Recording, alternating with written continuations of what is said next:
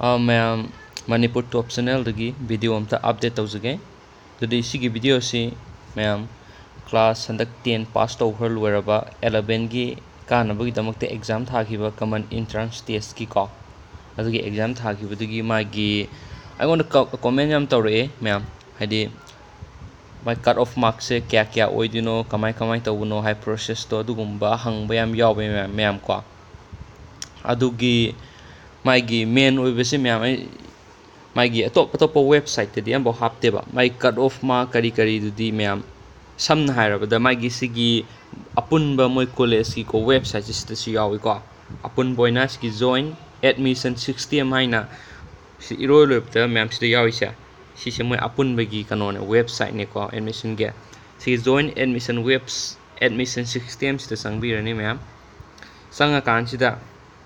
sing thabiro si apun bagi the join admission system has introduced 8 government higher secondary school and around Infal ji kano agra 12 school wa khare ko ado mai school ni pan ho pithoi si mai faculties infrastructure mai cut off mark ke do pitho kare gadi sigi mai main website sita pitho ko dabne ba ado mai cut off mark na sing bodo mai website ta hapte ba me luri bese aduna isa na ngarang exam haidorok pada mark phangak padu matung ina aduga nangi mogi college ki sorry school dugi mai cut off mark loina piram gane ba ko adugi matung ina khoina admission je phangduine ba college sing sida me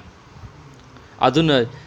admission su hayang mande ko tang kuntarete gi haune hai aduna isa na pamba tamning ba school duda chatpiraga mari leina ba document sing pubiraga ko adukanda nangi school dugi mai cut off mark kamai lobno adugi isaga phangba mark ku sanabra hairi yenga kan ma eligible oibro oidabra haira kanda admission tawbiyo ba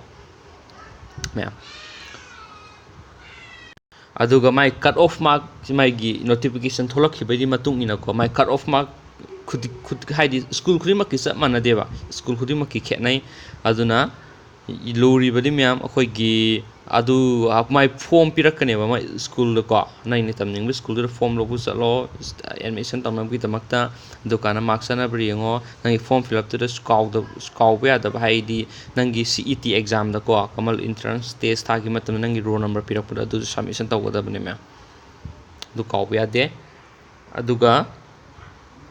main oina mayam na haidi magi seat availability mai school khuding gi pithok pura mamang na video upload tawjagre ko aduduga hana amuktang yengbiu haidi school khuding makte seat se kyam piri bano haibudo yengbiu check tawbiu ba ado amu hana kawrogas mayam adugi school khuding gi seat to kamai check tawni haibudo haidi vacancy level school khuding ge adugi magi notification no heju utke kamai yenga duino haibudo aduga adu yena bai dam ta mem han bada khuna sigi notification haiba sigi thari se mathak ta si notification sida khuna click tawbini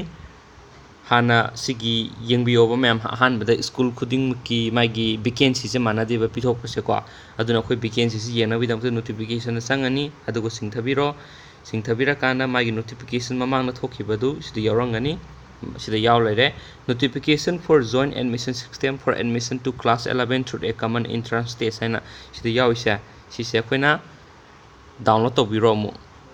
e ulake download torakanda aduda click tawlo matungda amu notification CET 2019 sida click tawbiro download option download tawbiro adu lora matungda PDF file ma download torani adugo yengbiro map notification se thokibase magi vacancy wise school khuding gi pithok rebista vacancy se duki matik yamba natti mayam samna harapdo ko haidi mi total moina vacancy kawise mi 5,000 ga 30 ga tani si pi ja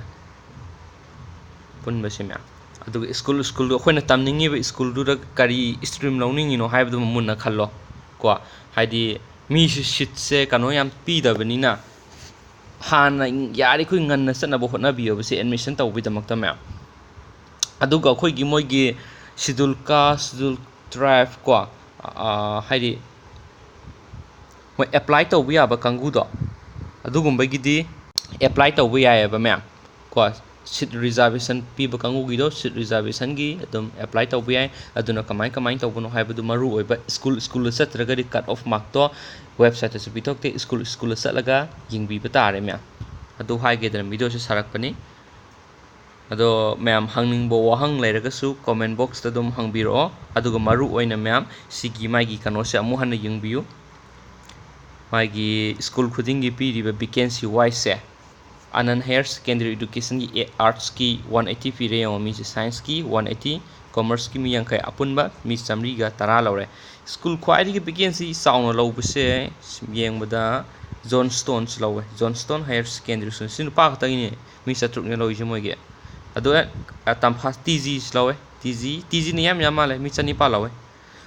chani pan se 300 amane 300 sina arts ki mi sahum lawre science ki mi samri commerce ki mi chama mi chani pan samai lawe samai yengbiyo ba pe yenga kanda ai se hadi eligible apet sidu khangba ngami dana ko mai vacancy wise sida chala kanda mina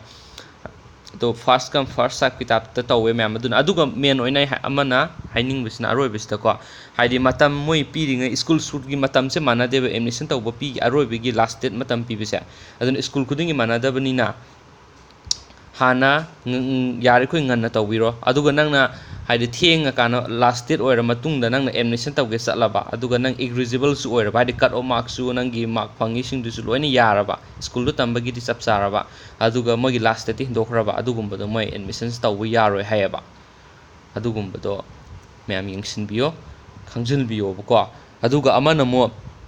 khoi gi magi compartmentary kangu di oiraga exam thabadi yawkhraga pass ti tarkpa kangu do aduga school gi magi cut off mark aduga aigi phangko mark to yeng matamda eligible oiba haidi tambe abe kangu oibedo moi adugumba do principal ngangna biyo ko aduga moi gi seat availability khakpa khotpa adugumba su fet pan bane adugumba do yengbiro aduga mayam video si side lo sinjarage and thank you so much guys and bye for now bye bye